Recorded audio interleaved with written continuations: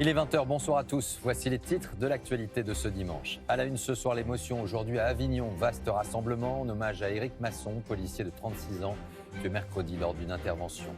L'Union européenne lâche le laboratoire britannique AstraZeneca, contrat non renouvelé, action judiciaire pour les retards de livraison et Emmanuel Macron qui émet des doutes sur son efficacité pour l'avenir. Faudra-t-il que les enfants soient à leur tour vaccinés rapidement en France? L'apparition de nouveaux variants et l'immunité collective plaident pour sa mise en place. Vos réactions ce soir. Oui, les laboratoires Moderna et Pfizer ont lancé une étude sur l'efficacité de leur vaccin ARN sur les enfants âgés de 2 à 12 ans. Plusieurs scientifiques à travers le monde estiment qu'il faudra assez rapidement vacciner les plus jeunes. Quelles sont les raisons avancées? Et vous, qu'en pensez-vous? Jeanne Benzina, Maëlys Septembre, avec Alex Gouty.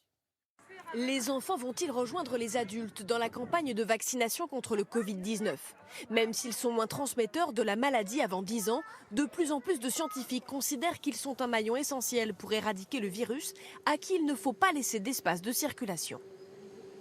On voit avec l'apparition des variants que ça peut être un choix important. Pourquoi? Parce que si on laisse le virus se répliquer dans une population suffisamment large, il va continuer à évoluer. S'il continue à évoluer, il peut y avoir d'autres mutations et ces mutations peuvent rendre le vaccin non efficace. Vacciner les plus petits, la question divise les parents.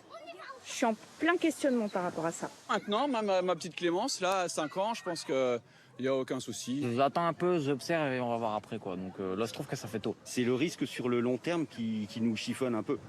Le laboratoire Pfizer a testé son vaccin sur 2000 patients et annonce 100% d'efficacité sur les 12-15 ans.